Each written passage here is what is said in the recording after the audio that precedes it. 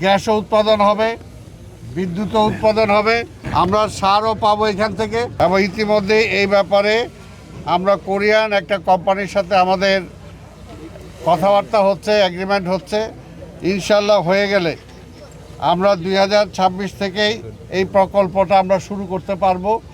এইখান থেকে আমাদের গ্যাসও উৎপাদন হবে, বিদ্যুৎও উৎপাদন হবে, আমরা সারও পাবো এখান থেকে।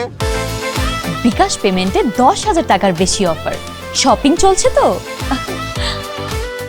এবং জনগণের জন্য এইটাকে একটা পার্ক হিসাবে দৃষ্টিনন্দন। এখন যেরকম খারাপ দেখতেছেন, পৃথিবীর বহু দেশে এরকম আছে যে এই সমস্ত করে তারপর সেটাকে তারা পার্কে রূপান্তরিত করেছে। তা আমরা বিশ্বাস করি মাননীয় প্রধানমন্ত্রী তারেক রহমান যে নির্দেশ দিয়েছেন আমাদের, এবং আমাকে যদি আল্লাহ বাঁচিয়ে রাখে, যদি সময় দেয়, এই জায়গাটা এমন একটা সুন্দর পার্ক হবে যেটা পরে ভবিষ্যতে মানুষ বেড়ানোর জন্য এখানে আসবে ইনশাআল্লাহ।